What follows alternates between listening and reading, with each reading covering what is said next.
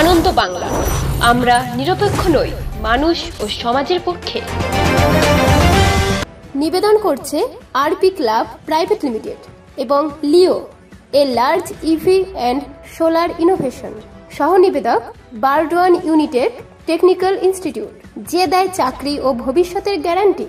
মাননীয় মুখ্যমন্ত্রী মমতা বন্দ্যোপাধ্যায়ের অনুপ্রেরণায় বর্ধমানের দক্ষিণের বিধায়ক খোকন দাসের উদ্যোগে প্রতি বছরের ন্যায় এবছরও মাধ্যমিক, উচ্চ মাধ্যমিক, হাই মাদ্রাসা, জয়েন্ট এন্ট্রান্স, সিবিএসই, আইসিএসসি পরীক্ষায় উত্তীর্ণ কীর্তি ছাত্রছাত্রীদের সংবর্ধনা সভা অনুষ্ঠিত হল বর্ধমানের সংস্কৃতি লোকমঞ্চে।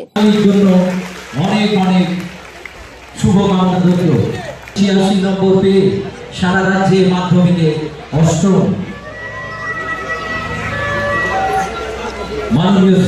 মহতী অনুষ্ঠানে উপস্থিত ছিলেন পঞ্চায়েত নগর উন্নয়ন মন্ত্রী প্রদীপ মজুমদার, বর্ধমান দুর্গাপুর লোকসভার নবনির্বাচিত সাংসদ কীর্তি আজাদ।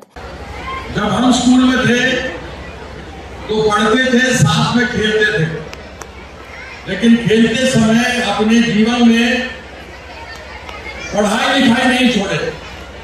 हमको मालूम था कि अगर इंडियन टीम में, भारतीय टीम में खेलना है तो केवल 14 लोग खेल सकता है, जिसमें से 11 को खेलने का अवसर मिलता है और हजारों लोग खेलने वाला पूरा देश भर में। इसलिए अगर उस 14 की टीम में नहीं आ सके तो कम से कम पढ़ लिख लेंगे तो अच्छा नौकरी तो मिलेगा, अच्छा काम तो कर सकेंगे। तो फिर हम सेंट स्टीफेंस कॉलेज से बीए किए। हमको अवसर था कि हम ऑक्सफोर्ड जाएं, कैम्ब्रिज जाएं, पढ़ें, लेकिन हम नहीं गए।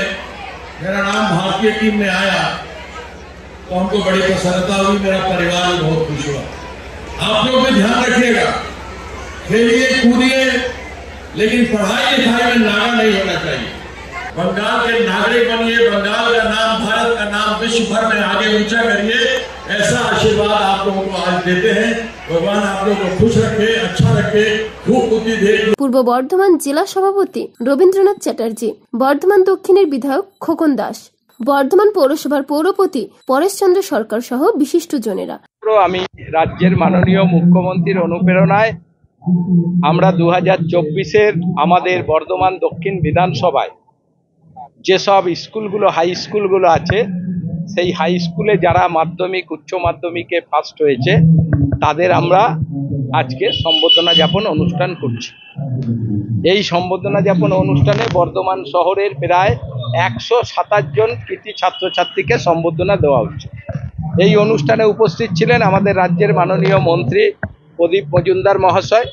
এইমাত্র এসে আমাদের এখানে উপস্থিত হলেন রাজ্যের আরেকজন মাননীয় মন্ত্রী শ্রীকান্ত মাহাতো, আমাদের বর্ধমান জেলার আমাদের দলের সভাপতি কাটোয়ার বিধায়ক রবীন্দ্রনাথ চট্টোপাধ্যায় মহাশয়, আমাদের বর্ধমান দুর্গাপুরের আমাদের এবার যিনি আমাদের নির্বাচনে জিতলেন আমাদের পণ্ডিত কীর্তি আজাদ, তাছাড়া আমাদের বর্ধমান পৌরসভার পৌরপতি পরেশচন্দ্র সরকার মহাশয়, জেলা পরিষদের সহসভাপতি আমাদের গার্গী নাহা এবং বিভিন্ন স্কুলে আমাদের প্রধান শিক্ষক সহ শিক্ষকরা এবং বিভিন্ন স্কুলের আমাদের ছাত্রছাত্রীরা আজকের এই অনুষ্ঠানে সবাই উপস্থিত হয়েছে। আপনারা দেখলেন যে হলঘরে আমাদের লোক ধরে না, এত সব শিক্ষক শিক্ষিকারা ছাত্রছাত্রীরা এসেছে। আমরা শেষ মুহূর্তে আমাদের রয়েছে 127 জনকে আমরা প্রাইজ দিচ্ছি এবং প্রতিটি ছাত্রছাত্রী এখানে আজকে উপস্থিত হয়েছে। সবাই হয়তো প্রাইজ পেয়ে যাবে, একজনও বাদ যাবে না।